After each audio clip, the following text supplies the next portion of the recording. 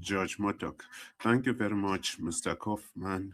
The chamber, my colleagues and myself, we have the duty to recall certain issues. First of all, the reductions that you have mentioned now, it was already raised by the defense, and the chamber had taken a decision rejecting the position of the defense.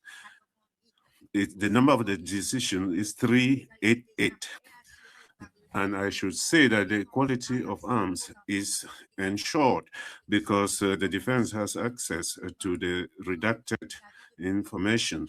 It just is not available to the public. Secondly, you talked about the health and capacity of the suspect. As you have clarified, this issue was already addressed by the chamber, and the defense must not make submissions on that point now because it is not appropriate. The decision is already available in the public domain. I thank you very much. And with that, we come to the end of the confirmation of charges hearings. I thank the parties. Did you want the floor, Mr. Prosecutor? Yes, for you, Your Honor. Yeah, thank you, Your Honor. I want to stand up and object to my friend, but I would request and ask that you strike and not take any account of any word that my friend said came from his client. None of that was responsive to arguments, which is what these last 30 minutes were about. You made that clear on pages 24 and 25 of the transcript today, and it's in paragraph 9 of your order on the conduct of the hearings.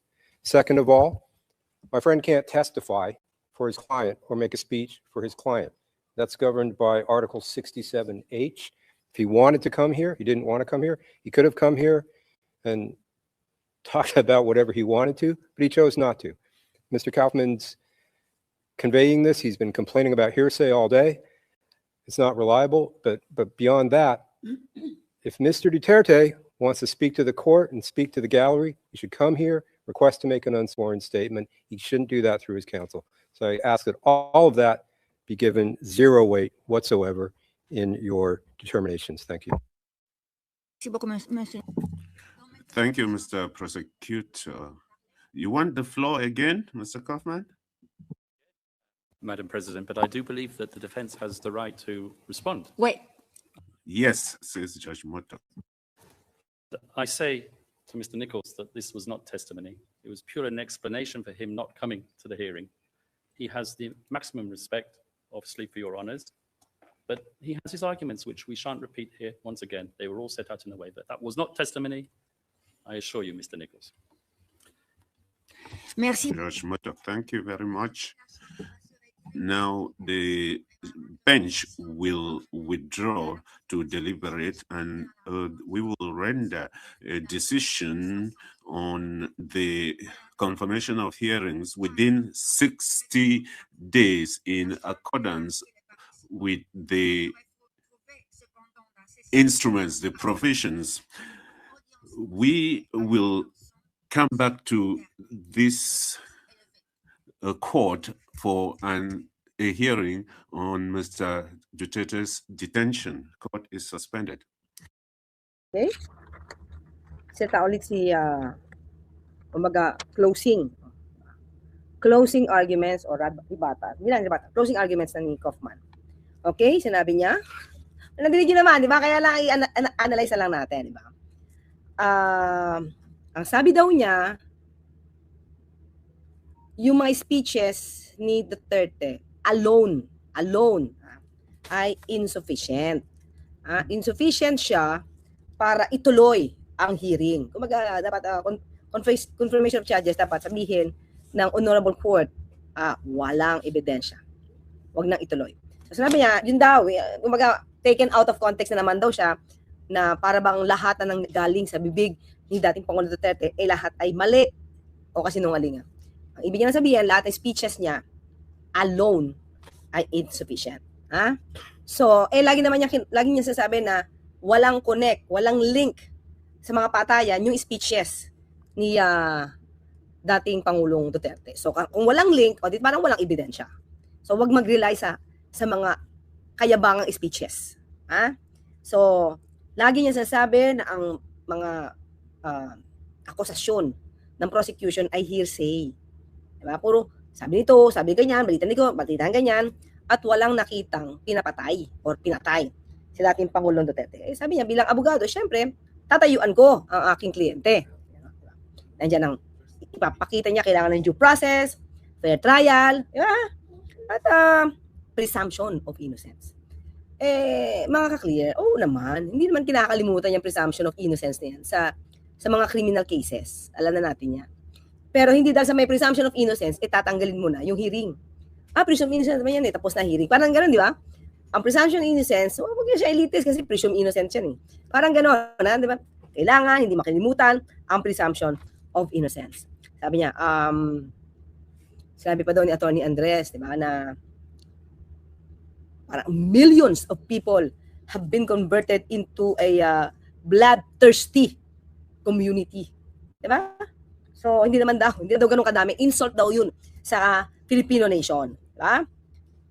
Well, sa akin lang mga kapatid, pag sinabi mo nga millions, hindi may ibig sabihin talagang number. Ibig sabihin, numerous, di ba?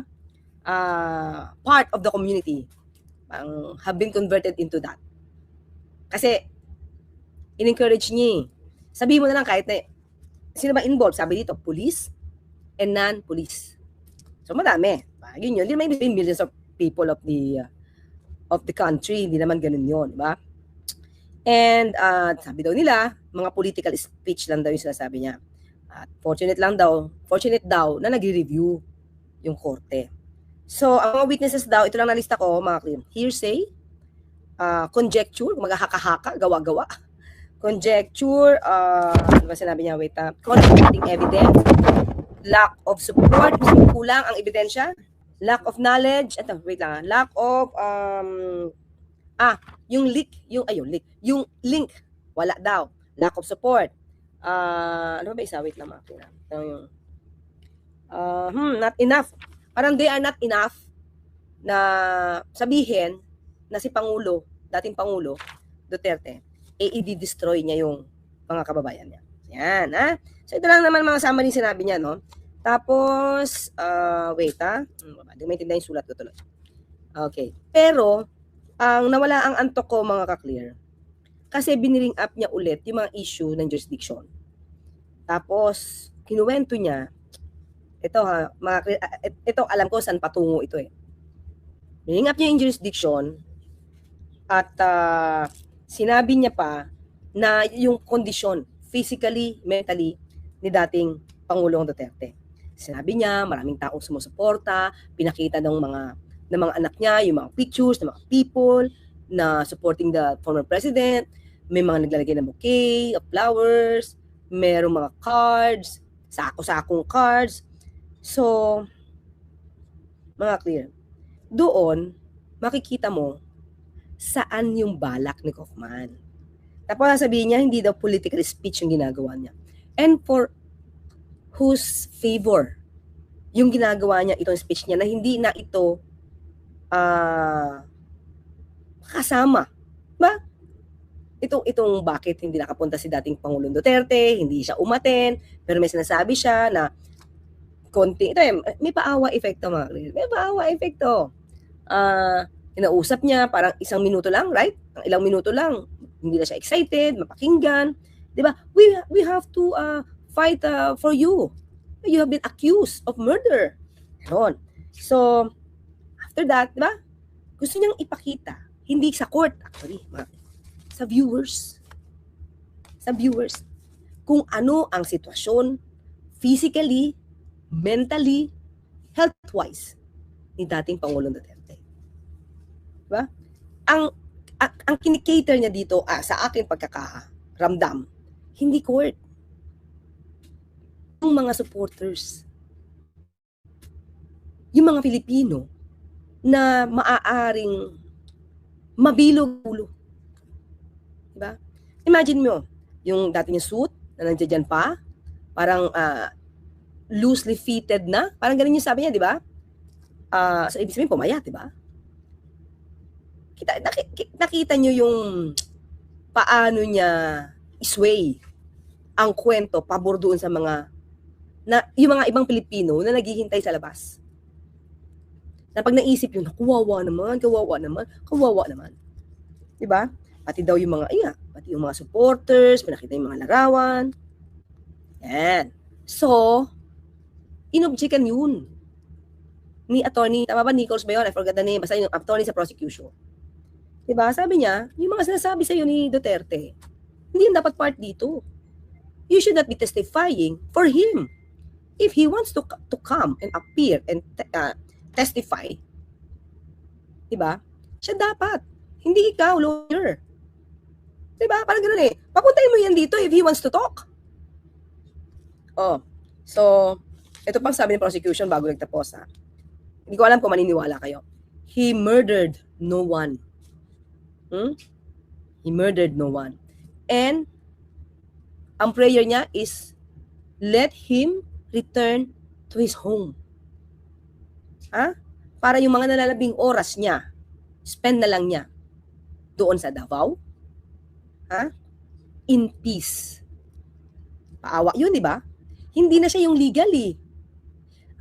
I mean, appealing to the emotions yung ginagawa ni Kaufman sa bantang part na to, 30 minutes. May bilanggit si attorney, sabi niya parang pages,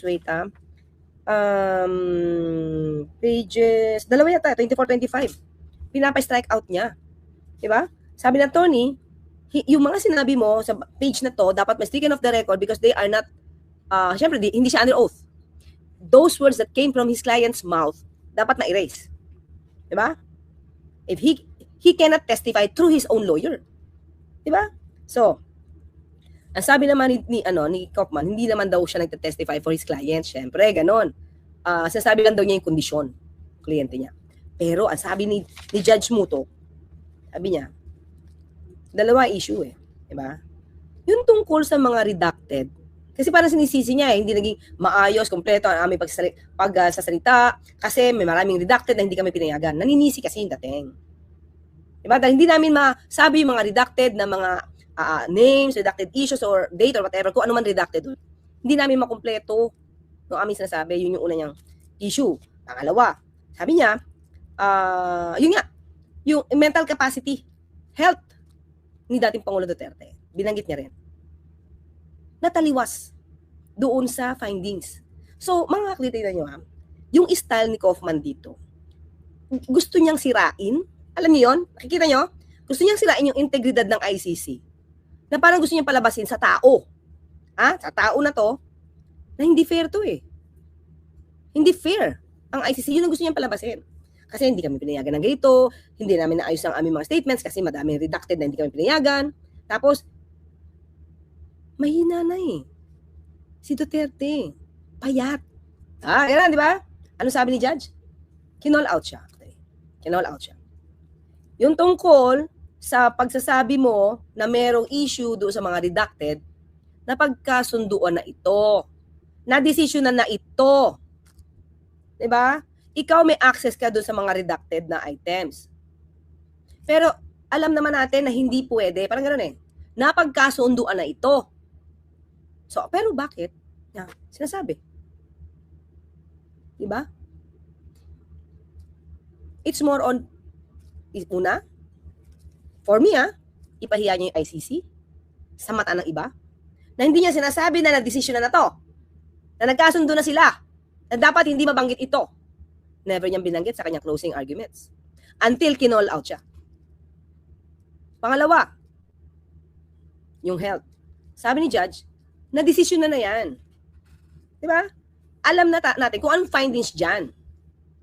Pero parang tinitwist pa rin ni Kaufman. Tinitwist ni Kaufman yung findings ng mga ng experts. So may paawa effect. Sa aking pagkita, may paawa effect siya. Para pag nakita naman ito ng mga DDS, yun na naman ang itotroll. Kaya nga gumagawa dito yung 14 lang ang apat peke eh. 14 former Marines. Na may bayad dito, may bayad ganyan. Yun ang gusto nilang naratibo. Ang ICC, dapat na ipakita nila na ang ICC ay hindi neutral. Diba? Sisirain nilang ICC at ginagawa rin siya ni Kaufman. Intentional? Of course. As a lawyer, dapat alam niya to. At anong purpose niya para ito sabihin? Kaya nga nag-react si attorney, si prosecutor eh. Diba? You are testifying in behalf of your client. Hindi pwede. Diba? Hindi pwede mag-set up for your client. Pero kinukwento niya eh. Yun ang pag-usapan nila, kinukwento niya sa court. Hindi lang sa court, sa lahat ng tao.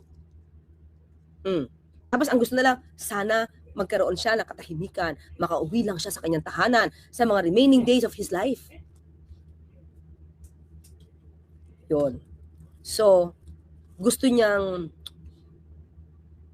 I don't want to say twist, pero gusto niyang mapaikutan. Twist din pala, no? Parang gusto niya mapaikutan yung sitwasyon. Maikutan yung nangyayari na parang, teka lang, we are not talking about the health sa issue na to. Kasi na-decision na yan eh. And we had already agreed na yung mga redacted, di yan pwedeng banggitin. And you know the reason for that. Diba meron sila inalaga ang dapat na sensitibo. Dapat confidential. Pero ba't iginiit ni Kaufman sa kanyang speech?